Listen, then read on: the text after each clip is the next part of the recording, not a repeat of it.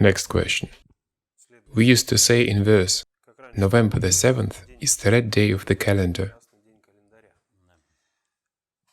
Today, June 12th. Today is already June 17.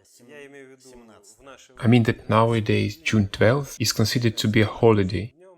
But is June 12th a red banner day? What kind of holiday is it?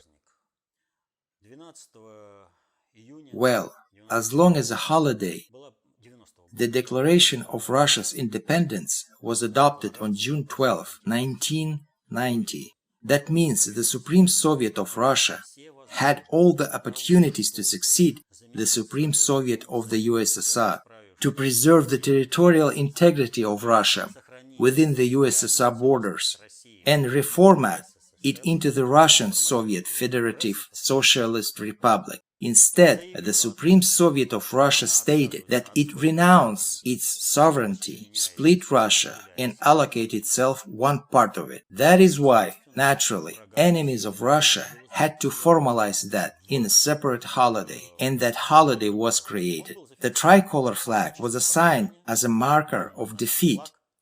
This flag always brought to Russia only misfortunes and hardship.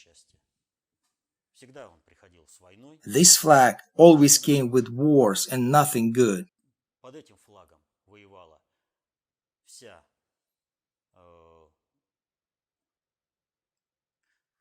All traitors of Russia, all those who joined Hitler, fought under this flag.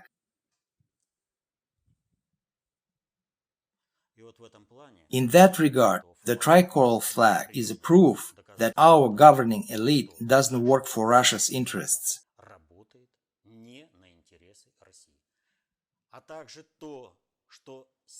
Also, the symbol of Russia's victory in the Great Patriotic War, Lenin's mausoleum, every time during Victory Day parade, is covered up by plywood sheets.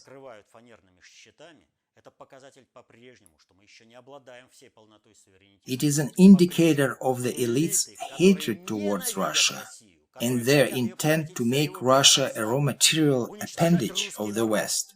It is an indicator of the fact that this elite is still in power, considers the American interests above the interests of the Russian people, and wants to exterminate the entire multinational Russian population.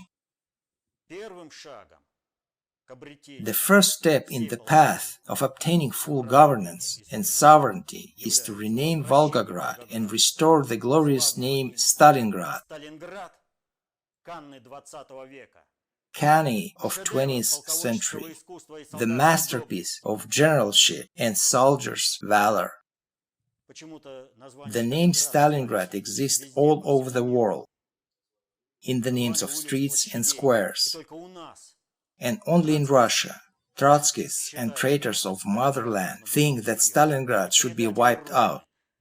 There is no single honest man who thinks that Volgograd should remain instead of Stalingrad.